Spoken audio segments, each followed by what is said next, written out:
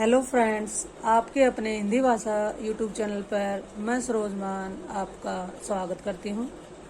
इससे पहले वाली जो वीडियो हमारी थी वर्णों का वर्गीकरण, यानी कि वर्णों के बारे में कौन कौन से प्रश्न आ सकते हैं, ये हम डिस्कस कर चुके हैं।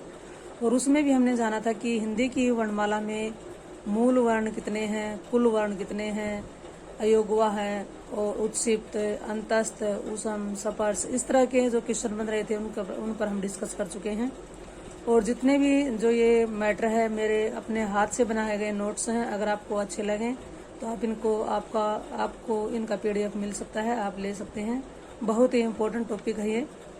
तो आज हम जैसे कि इससे पहले वाली वीडियो में कर चुके हैं स्वरों का वर्गीकरण, स्वरों को कितने भागों में बांटा जाता है, कितने प्रकार के होते हैं। आज हम शुरू करने जा रहे हैं व्यंजनों का वर्गीकरण। अब चलिए शुरुआत करते हैं। व्यंजनों का वर्गीकरण 5 आधार होते हैं व्यंजनों के वर्गीकरण करने के। कितने होते हैं? 5। सबसे पहले है व्यंजनों का सामान्य वर्गीकरण, उच्चारण स्थान के आधार पर व्यंजनों का वर्गीकरण, वेतन के आधार पर व्यंजनों का वर्गीकरण, श्वास प्राण की मात्रा के आधार पर या प्राण वायु के आधार पर।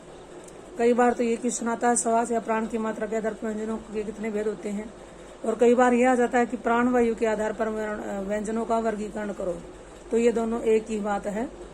नाद, आवाज या कंपन के आधार पर या स्वर तंत्रियों की स्थिति या घोष के आधार पर व्यंजनों का वर्गीकरण करें।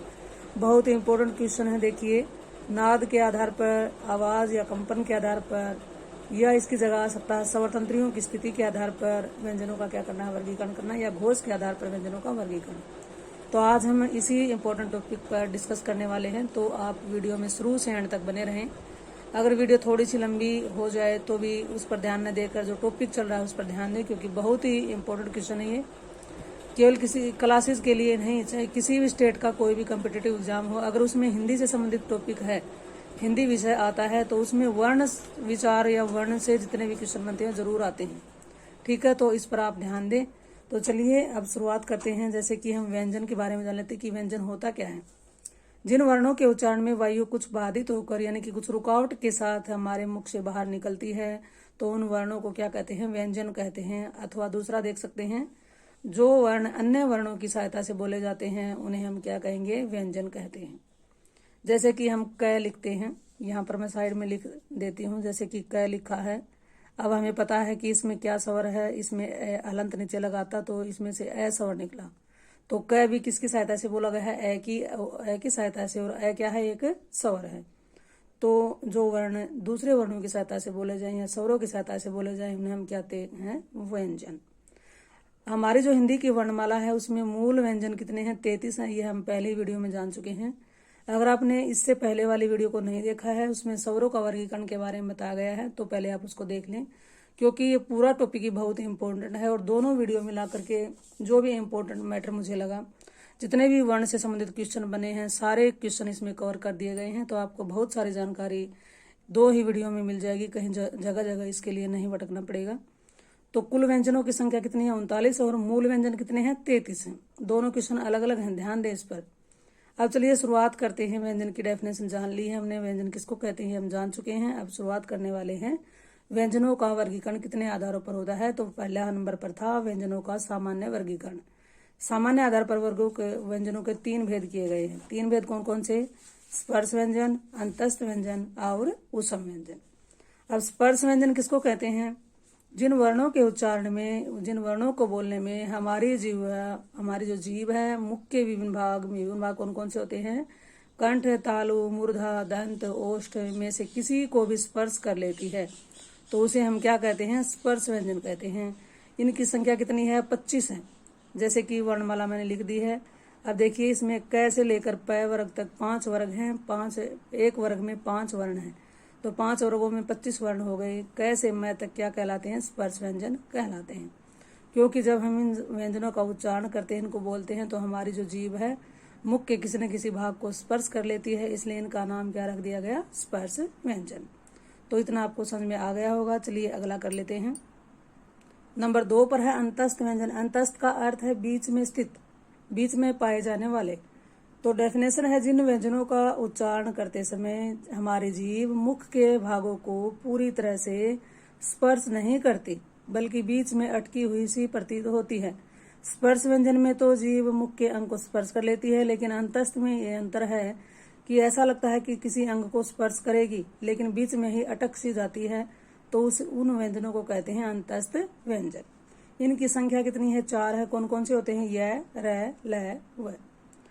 जो हमारा य और व है, इसको अर्ध स्वर के नाम से भी जाना जाता है, और र को जानते हैं प्रकंपित व्यंजन और ल को लुंठित। ये हम आगे डिटेल में जानेंगे इनके बारे में। तो चलिए आगे, य और व को अर्ध स्वर भी कहा जाता है, ये मैंने लिख भी दिया यहाँ पर। अगला है ऊष्म व्यंजन। ऊष्म व्यंजन किसको कहते हैं? ऊष्म का अर्थ होता है गर्म, गर्मी। तो जिन व्यंजनों के उच्चारण में एक विशेष प्रकार का घर्षण होता है और गर्म वायु मुख से निकलती है, उन्हें ऊष्म व्यंजन कहते हैं। इनकी संख्या कितनी है? 4 है। स है। इन्हें संघर्षी व्यंजन भी कहते हैं। पेपर में अगर एग्जाम में एक क्वेश्चन आ जाता है कि संघर्षी व्यंजन किसको कहते हैं, तो आपको याद रखना है ऊष्म व्यंजन को ही क्या कहते हैं? संघर्षी व्यंजन कहते हैं। इस तरह से जो मेन है उसके साथ जो उसका अलग नाम क्या है उसको भी हमें ध्यान में रखना चाहिए, क्योंकि पेपर के लिए बड़ा ही इंपॉर्टेंट है। तो ये सामान्य वर्गीकरण हम जान चुके हैं, 3 भेद किए गए थे। अब हम जानने वाले हैं उच्चारण स्थान के आधार पर व्यंजनों के वर्गीकरण के कितने भेद होते हैं? 5 होते हैं। उच्चारण स्थान हम जैसा कि किसी भी वर्ण को हमें मुख के जिस अंग से बोलते हैं, वह अंग उस वर्ण के लिए उसका उच्चारण स्थान बन जाता है। अब देखिए, सबसे पहले जैसे कि कंठ, तालु, दंत, ओष्ठ, मूर्धा, ये हमारे मुख के अनेक अंग हैं। अब हम जब किसी भी वर्ण को बोलते हैं तो इनमें से किसी न किसी वर्ण से हमारी जीभ टच हो जाती है और किसी से नहीं होती है। इसके आधार पर उनका उच्चारण स्थान निर्धारित कर दिया गया है। सबसे पहले हम लेते हैं, जैसे मैंने क वर्ग लिख दिया है, च वर्ग, ट वर्ग, त वर्ग, प वर्ग, 5 वर्ग लिख दिए हैं यहाँ पर। अब देखिए, जो क है, इसका जो क वर्ग है और जो है और जो विसर्ग है, इनका उच्चारण किससे होता है? कंठ से होता है। कंठ से उच्चारण होने के कारण इनका नाम क्या रख दिया? कंठ वर्ण रख दिया। अगला जो च वर्ग है और य और स है, इनका उच्चारण तालु से होता है। जब हम इनको बोलते हैं तो हमारी जीभ किससे टकराती है? तालु से, तो इनका नाम क्या रख दिया? तालव्य व्यंजन। उसके बाद जो ट वर्ग है और र और स है, इसका उच्चारण करते हैं तो हमारी जीभ मूर्धा से टकराती है, तो इनका नाम रख दिया मूर्धन्य व्यंजन। त वर्ग है और ल और स है, इनका उच्चारण करते हैं तो जीभ धातु से टकराती है, तो इनका नाम रख दिया दंत व्यंजन। अगला जो प वर्ग है और व है, इनके उच्चारण में दोनों ओठों की हेल्प लेनी पड़ती है, तो इनका नाम रख दिया गया है ओष्ठ व्यंजन। ठीक है, तो एग्जाम में कुछ भी पूछ लेते हैं, बीच में से बताइए ल कौन सा वर्ण है, तो ल दंत वर्ण है। ठीक है, ड कौन सा है? मूर्धन्य है। इस तरह से आगे देखिए, यहाँ पर एक डायग्राम के द्वारा दर्शाने का प्रयास किया गया है ताकि आप अच्छे से समझ पाओ। तो देखिए, जैसे कि हम नोट के तौर पर याद रख सकते हैं, दंतोष्ठ किसको कहते हैं? व को कहते हैं। दोनों दांत और होष्ठ जब टकराते हैं, दोनों दांत ओठों से जब स्पर्श होते हैं तो वह का उच्चारण होता है, तो वह को क्या कहते हैं? दंतोष्ठ कहते हैं। ये पेपर में आ जाता है, बहुत सारे ऑप्शन दिए हुए मिलेंगे और ये पूछा जाता है कि बताइए इनमें से दंतोष्ठ व्यंजन कौन सा होता है। तो आपको याद रखना है कि एक ही व्यंजन है जो दंतोष्ठ है, उसका क्या नाम है? वह। अगला नासिका व्यंजन, प्रत्येक वर्ग का जो अंतिम वर्ण है, जैसे अण, य, अण, न, म, लिख भी दिया है, ये सब नासिका व्यंजन कहलाते हैं, क्योंकि इनका उच्चारण नासिका के नाक के द्वारा किया जाता है। ठीक है, अगला है तथा विसर्ग को काकल्य व्यंजन भी कहते हैं। बहुत ही इंपॉर्टेंट है और विसर्ग को क्या कहते हैं? काकल्य व्यंजन कहते हैं। और विसर्ग का उच्चारण है वर्ण की तरह ही होता है। ठीक है, क्योंकि है तथा विसर्ग का उच्चारण कंठ के नीचे काकल स्थान से होता है, इसलिए जो हमारा कंठ है उसे उसका कुछ पीछे नीचे वाला हिस्सा है उसको काकल कहते हैं, इसलिए है और विसर्ग का क्या नाम दिया गया? काकल्य व्यंजन। पेपर में आ जाता कि ऑप्शन में दिए गए में से बताइए काकल्य व्यंजन कौन सा है और विसर्ग दोनों ही क्या होते हैं? काकल्य व्यंजन होते हैं। तो हम आशा करते हैं इतना आप समझ पा रहे होंगे। अगर यह जानकारी आपको अच्छी लग रही हो तो इसे अपने दोस्तों के साथ शेयर करें। चलिए आगे करते हैं। हम तीसरे आधार पर करने वाले हैं, प्रयत्न के आधार पर व्यंजनों के वर्गीकरण के 8 भेद होते हैं। ये बहुत ही इंपॉर्टेंट है। देखिए, स्पर्शी व्यंजन, स्पर्श संघर्षी व्यंजन, नासिक्य व्यंजन, उत्क्षिप्त व्यंजन, लुंठित व्यंजन, संघर्षहीन व्यंजन, पार्श्विक व्यंजन और संघर्षी व्यंजन। ठीक है, तो एक एक करके इस पर डिस्कस करते हैं। चलिए, स्पर्शी व्यंजन किसको कहेंगे? जिन व्यंजनों का उच्चारण करते समय जीभ मुख के किसी न किसी अंग को जरूर स्पर्श करती हो, उन्हें हम कहते हैं स्पर्शी व्यंजन। इनकी संख्या कितनी है? 16 है। पेपर में आ गया स्पर्शी व्यंजन किसको कहेंगे, संख्या कितनी है? 16 है। कौन कौन से हैं? जैसे क, ख, ग, घ। अब पांचों जो वर्ग हैं इनके पहले 4 वर्ण क्या होते हैं? स्पर्शी व्यंजन कहलाते हैं। ठीक है। आप ये कहोगे कि आगे वाला 5वां जो वर्ण है वो क्यों नहीं लिखा? क्योंकि उनको एक विशेष नाम दिया गया है, नासिक के व्यंजन की श्रेणी में वो आते हैं, इसलिए। तो स्पर्शी व्यंजनों की संख्या कितनी हो गई यहाँ पर हो गई 16। ठीक है। अगला देखिए, स्पर्श संघर्षी व्यंजन कौन से होते हैं? जिन व्यंजनों का उच्चारण करते समय वायु मुख के अंग को स्पर्श करते हुए संघर्ष के साथ बाहर निकलती है। मुख के अंग को स्पर्श करती है लेकिन थोड़ी घर्षण के साथ बाहर निकलती है। इनकी संख्या कितनी है? 4 है। कौन से हैं? च वर्ग के प्रथम 4 व्यंजन क्या कहलाते हैं? च, छ, ज, झ। ये कहलाते हैं स्पर्श संघर्षी व्यंजन। ठीक है। अब ये तो स्पर्श संघर्षी व्यंजन हो गए 4, च, छ, ज, झ। इसकी जगह ये आ जाता है संघर्षी व्यंजन। बताइए तो संघर्षी व्यंजन कौन से हैं? 4 हैं। कौन से हैं?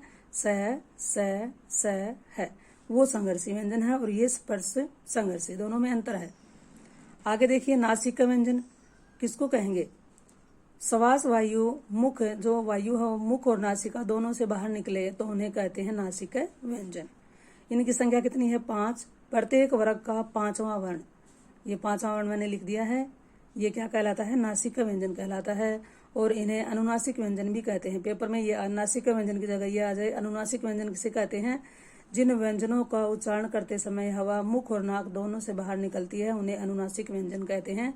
प्रत्येक वर्ग का 5वां जो वर्ण होता है क्या कहलाता है? नासिक व्यंजन या अनुनासिक व्यंजन कहलाता है। तो मैं आशा करती हूँ इतना आपको समझ में आ गया होगा। चलिए आगे कर लेते हैं। अगला जो है हमारा उत्क्षिप्त व्यंजन। उत्क्षिप्त व्यंजन बहुत इंपॉर्टेंट है। इसे द्विस्पृष्ट या द्विगुण या ताड़नजात व्यंजन के नाम से भी जाना जाता है। पेपर में ये आ जाता है ताड़नजात व्यंजन किसे कहते हैं? तो उत्क्षिप्त को ही कहेंगे। द्विगुण भी किसको कहेंगे? और द्विस्पृष्ट व्यंजन भी किसको कहेंगे? उत्क्षिप्त को ही कहेंगे। और एक और नाम आ जाता है हिंदी के विकसित व्यंजन। बताइए तो उत्क्षिप्त को ही कहेंगे। अब ये उत्क्षिप्त क्या होता है? जिन वर्णों का उच्चारण करते समय हमारी जीभ का जो नोक है, जीभ की जो नोक है वो मूर्धा को स्पर्श करके एक झटके से नीचे गिरता हो तो उसे हम क्या कहते हैं? उत्क्षिप्त व्यंजन कहते हैं। अब ये मूर्धा क्या होती है? जो हमारे जीभ का ऊपरी जो छत है, जो मुंह की जो छत है वो जो उसको तालु कहते हैं। और तालु के जो आगे वाला हिस्सा है, दांतों और तालु के बीच की जो जगह है उसको क्या कहते हैं? मूर्धा कहते हैं। तो हमारी जीभ किससे टकराती है? मूर्धा से टकराकर एकदम से पीछे हट जाती है। इसलिए इन व्यंजनों को क्या कहते हैं? उत्क्षिप्त व्यंजन कहते हैं। इनकी संख्या कितनी है? 2 है। ड और ढ। ड के नीचे भी अनुस्वार लगा है यानी बिंदु लगा है। इन व्यंजनों को एक और नाम से जानते हैं, हिंदी के विकसित वर्ण भी ये कहलाते हैं। चलिए अगला है लुंठित व्यंजन किसको कहते हैं? जिन वर्णों का उच्चारण करते समय जीभ में 2-3 बार कंपन होता है उन्हें क्या कहते हैं? लुंठित व्यंजन कहते हैं। ठीक है। और ये इसकी संख्या कितनी है? 1 है। इसका नाम क्या है? इसको र नाम से जानते हैं। और इसका एक और नाम है, इसको प्रकंपित व्यंजन भी कहा जाता है। लुंठित व्यंजन क्यों कहते हैं इसको? क्योंकि जब हम इसको बोलते हैं तो हमारी जीभ में 2-3 बार इसमें कंपन होती है, ध्वनि होती है, घर्षण होती है, इसलिए इसको लुंठित व्यंजन कहते हैं। कंपन होने की वजह से इसको नाम दिया गया है प्रकंपित व्यंजन। और इसकी संख्या कितनी है? 1 है। र होता है लुंठित या प्रकंपित व्यंजन। अगला है संघर्षहीन व्यंजन। तो कमेंट में जरूर डालकर बताना कि यह जानकारी आपको अच्छी लगी हो। अगर अच्छी लगी हो तो इसे अपने दोस्तों के साथ शेयर कर दें। चैनल पर आप पहली बार आए हैं तो इस चैनल को सब्सक्राइब कर लें। चलिए, संघर्षहीन व्यंजन। जिन व्यंजनों का उच्चारण करते समय हमारी जो प्राण वायु है बिना किसी संघर्ष के मुख से बाहर निकलती है उन्हें संघर्षहीन व्यंजन कहते हैं। ये संख्या में कितने हैं? 2 हैं, य और व। इन्हें अर्ध स्वर के नाम से भी जाना जाता है। ठीक है। तो संघर्षहीन व्यंजन जो अंतस्थ व्यंजन है उसमें य और व को क्या कहते हैं? अर्ध स्वर के नाम से जानते हैं और इन्हीं को कहते हैं संघर्षहीन व्यंजन। क्योंकि जब हम इनको उच्चारण करते हैं तो हमारी जो हवा है वो बिना किसी घर्षण के, बिना किसी संघर्ष के बाहर, बिना किसी संघर्ष से इनका उच्चारण हो जाता है। यह वह करके भी देख सकते हैं आप। आगे है पार्श्विक व्यंजन। पार्श्व का अर्थ होता है अगल बगल से, आसपास से। तो जिस व्यंजन का उच्चारण करते समय वायु जिह्वा के दोनों बगल से, दोनों तरफ से, इधर उधर से बाहर निकल जाती है उनको कहते हैं पार्श्विक व्यंजन। इसकी संख्या कितनी है? 1 है। इसका नाम क्या है? ल है। ल कौन सा व्यंजन है? पार्श्विक व्यंजन है। ल को बोलकर देखिए, ल बोलेंगे तो जीवा एकदम से हमारी नोक मुड़ जाती है जीवा की और हवा इधर उधर से बाहर निकल जाती है, इसलिए इसको क्या कहते हैं? पार्श्विक व्यंजन। आगे देखिए, संघर्षी व्यंजन किसको कहते हैं? जिन व्यंजनों का उच्चारण करते समय प्राण वायु जो हवा है संघर्ष के साथ मुख से बाहर निकलती है, उन्हें कहते हैं संघर्षी व्यंजन। ये हम जान चुके हैं पहले भी। संख्या इनकी कितनी है? 4 है। स है। ये तो संघर्षी हैं। और स्पर्श संघर्षी पूछे तो कौन से होंगे? च वर्ग, च, छ, ज, झ, ये होंगे स्पर्श संघर्षी और ये होंगे संघर्षी। दोनों में अंतर है। तो क्वेश्चन जो आता है उसको ध्यान से समझे, पहले अगला क्या पूछ रहा था अभी आंसर देने की कोशिश करें। अब नोट के तौर पर देखिए, अरबी फारसी से आई ध्वनियां जो मैंने लिखी हुई है यहाँ पर को भी हम संघर्षी माना जाता है। अरबी फारसी से जितने भी नए नए वर्ण आए हैं उनको भी क्या माना जाता है? संघर्षी व्यंजन माना जाता है। ठीक है, तो चलिए आगे है। व्यंजनों का वर्गीकरण हम 3 आधारों पर तो जान चुके हैं। अब 4 नंबर पर कौन सा आधार रहेगा? समास या प्राण की मात्रा के आधार पर कितने भेद होते हैं वर्गीकरण के? 2 भेद होते हैं। कौन कौन से? अल्प प्राण और महाप्राण। अब देखिए, समास या प्राण का अर्थ क्या होता है? हवा। और अल्प का मतलब होता है कम, प्राण का मतलब वायु, महा का मतलब ज्यादा, प्राण का मतलब हवा। तो अल्प प्राण की इसमें किसको कहते हैं? जिन व्यंजनों के उच्चारण में हमारे फेफड़ों से निकलने वाली वायु की मात्रा कम हो उन्हें कहते हैं अल्प प्राण व्यंजन। अल्प यानी कि कम, प्राण यानी कि वायु की मात्रा। संख्या, इनकी संख्या देखिए, प्रत्येक वर्ग कौन कौन से होते हैं? प्रत्येक वर्ग का पहला, तीसरा और 5वां वर्ण और अंतस्थ व्यंजन य, र, ल, व, ये क्या होते हैं? अल्प प्राण वर्ण होते हैं। अब इनकी संख्या देखिए कितनी होती है? पहला वर्ण में 5 है, दूसरे तीसरे में 5, 5वें में भी 5 और 4 ये हो गए 4, 19। तो अल्प प्राण व्यंजनों की संख्या कितनी हो गई? 19 हो गई। लेकिन अल्प प्राण वर्णों की संख्या, वर्णों में दोनों ही आते हैं स्वर और व्यंजन, वर्णों की संख्या कितनी हो गई? 19 क्या होते हैं? अल्प प्राण व्यंजन होते हैं और 11 स्वर क्या होते हैं? अल्प प्राण। तो कुल संख्या कितनी हो गई अल्प प्राण वर्णों की? 30 हो गई। ठीक है, व्यंजनों की पूछे तो 19 है और वर्णों की पूछे तो 30 है। याद रखना सभी स्वर क्या होते हैं? अल्प प्राण होते हैं। अगला है महाप्राण। महा का मतलब ज्यादा होता है, प्राण का मतलब वायु की मात्रा। जिन व्यंजनों के उच्चारण में फेफड़ों से निकलने वाली वायु की मात्रा अधिक हो उन्हें क्या कहते हैं? महाप्राण व्यंजन कहते हैं। कौन कौन से होते हैं? प्रत्येक वर्ग का 5 वर्ग बताए थे ना, उसमें प्रत्येक वर्ग का दूसरा और चौथा वर्ण और उसम व्यंजन, ये जैसे कि 5 ये हो गए, 5 ये और 4 ये, तो टोटल संख्या कितनी हो गई? महाप्राण व्यंजनों की संख्या कितनी है? वर्णों की संख्या कितनी है? 14 है। ये भी क्वेश्चन आ जाता है।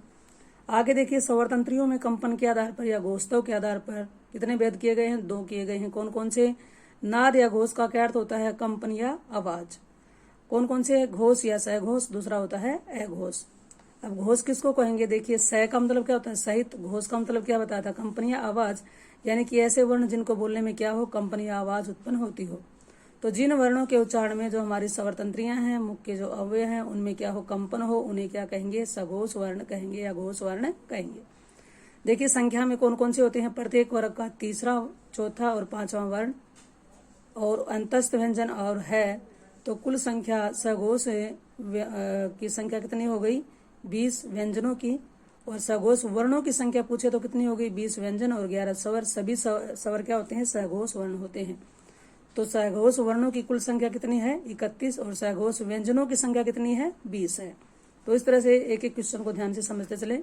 अगला देखिए, अघोष व्यंजन किसको कहेंगे? अ का मतलब नहीं है घोष, कंपन या आवाज। ऐसे वर्ण जिनके उच्चारण में कोई कंपन या आवाज नहीं हो। तो जिन वर्णों के उच्चारण में हमारी जो स्वरतंत्रियों में कंपन नहीं हो उन्हें कहेंगे अघोष व्यंजन। कौन से होते हैं? प्रत्येक वर्ग का पहला और दूसरा वर्ण और तीनों स क्या कहलाते हैं? अघोष। तो इनकी संख्या, अघोष वर्णों की संख्या कितनी है? 13 है। ठीक है, तो चलिए आगे है। अब इस वीडियो में हम यहाँ तक इससे पहले वाली वीडियो और इस वीडियो दोनों को मिलाकर हमें स्वरों और वर्णों का, व्यंजनों का वर्गीकरण कितने आधारों पर करती है हम जान चुके हैं। अब कुछ अलग से क्वेश्चन आ जाते हैं, वो क्वेश्चन उन पर डिस्कस कर लेते हैं, बहुत ही इंपॉर्टेंट है ये क्वेश्चन। है संयुक्त व्यंजन क्या है? जो व्यंजन 2 व्यंजन वर्णों के मेल से बने होते हैं उन्हें कहते हैं संयुक्त व्यंजन। इनकी संख्या कितनी है? 4 है। क्ष, त्र, ज्ञ, स्र। अब इनका संयोजन देखते हैं ये किन किन वर्णों से मिलकर बने होते हैं। कई बार ये भी पूछ लिया जाता है कि बताइए अक्षर किससे मिलकर बना है, किसी वर्ण को पूछ लेते हैं। अक्षर का मेल होता है क प्लस स याद रखना आपको, मूर्धन्य स है ये। त्र त प्लस र, ग ज प्लस य से मिलकर बना है श्र स प्लस र से। आगे देखिए क्वेश्चन आ जाता है आगत या ग्रहित वर्ण कौन किसको कहते हैं। तो किसको कहेंगे, जो वर्ण दूसरी भाषाओं यानी अरबी, फारसी, चीनी, जापानी, अंग्रेजी आदि से हिंदी भाषा में आ गए हैं और हिंदी भाषा में मूसी रूप में उनको अपना चुके हैं, वे क्या कहलाते हैं, आगत या ग्रहित व्यंजन कहलाते हैं, वर्ण कहलाते हैं। इनकी संख्या कितनी है, 3 है। कौन कौन से, ये अंग्रेजी भाषा का आया हुआ वर्ण है, ओ की तरह इसका उच्चारण करते हैं, जैसे कि डॉक्टर बोलते हैं, कॉफी बोलते हैं, टॉफी बोलते हैं, इस तरह से ऑफिस बोलते हैं, ऑफिसर। ज और फ अरबी फारसी भाषा के शब्द हैं और इनके नीचे एक बिंदु लगा हुआ है, ये बिंदु नहीं, इसको हम नुक्ता कहते हैं। अरबी फारसी भाषा की ये पहचान होती है, जिन वर्णों के नीचे बिंदु लगा हो तो आपको पहचान कर लेनी चाहिए कि अरबी फारसी भाषा से आए हुए वर्ण हैं। ओ अंग्रेजी भाषा का वर्ण है, जैसे कि मैंने पहले बता दिया है। ज और फ फारसी भाषा के वर्ण हैं, जैसे शब्द बनाएंगे जरा, सफाई, राज। ठीक है, आगे देखिए अनुस्वार, अनुनासिक, अनुनासिक, इस तरह का क्वेश्चन भी आ जाता है। तो अनुस्वार किसको कहेंगे, जिन ध्वनियों के उच्चारण में वायु केवल नाक से निकले, जिन वर्णों को बोलते हैं हवा कहाँ से निकले, केवल नाक से, उन्हें कहते हैं अनुस्वार। इसका उच्चारण, इसका चिन्ह क्या होता है, जैसे कि किसी भी वर्ण के ऊपर क्या लगा हो, बिंदु। जैसे हम शब्द लिखते हैं कंगन, क पर अनुस्वार बिंदु लगा, इसको अनुस्वार कहेंगे। बंदर, अंक, अंत, चंद्र आदि। अंत ये लिखा हुआ है न के रूप में, यहाँ पर इसकी जगह हम अनुस्वार के रूप में भी इसको लिख सकते हैं। इसका प्रयोग, अब जो अनुस्वार है इसका प्रयोग किन शब्दों में होता है, तत्सम शब्दों में होता है। तत्सम शब्द कौन से होते हैं, संस्कृत भाषा के जो शब्द होते हैं वो कहलाते हैं तत्सम शब्द।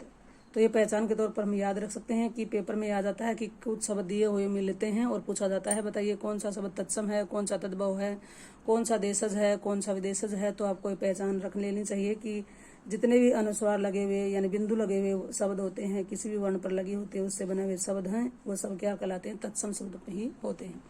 आगे है अनुनासिक, जिन ध्वनियों के उच्चारण में वायु मुख और नाक दोनों से निकले उन्हें अनुनासिक व्यंजन कहते हैं। इसका चिन्ह क्या होता है, किसी भी वर्ण पर क्या लगा होता है, चंद्र और बिंदु। इनको हम आमतौर पर चंद्र बिंदु के नाम से जानते हैं, लेकिन इसका नाम क्या होता है, अनुनासिक। जैसे कि 5 पैर के ऊपर लगा हुआ, चांद, आंख, आंगन। इसका प्रयोग तद्भव शब्दों में होता है, हिंदी के जो शब्द होते हैं उनमें इनका प्रयोग होता है। आगे है निर अनुनासिक, जिन ध्वनियों के उच्चारण में वायु केवल मुख से निकले, केवल मुख से ही निकले, उन्हें निर अनुनासिक वर्ण कहते हैं। जैसे कि कम, दाम, राज, महल। तो निर अनुनासिक में क्या होता है, न तो कहीं अनुस्वार होता है न अनुनासिक होता है, किसी भी वर्ण पर सीधे सीधे लिखे हुए शब्द होते हैं, तो उनको कहते हैं निर अनुनासिक। और इनके उच्चारण में हवा केवल मुख से ही निकलती है। तो मैं आशा करती हूँ जानकारी आपको अच्छी लगी होगी, आपको अपने लिए उपयोगी लगी होगी। अगर यह जानकारी आपको अच्छी लगी हो तो इस वीडियो को ज़्यादा से ज़्यादा शेयर करें और चैनल पर आप पहली बार आए हैं तो इस चैनल को सब्सक्राइब भी कर लें। और मिलते हैं नेक्स्ट वीडियो में, आज के लिए इतना ही। थैंक्स।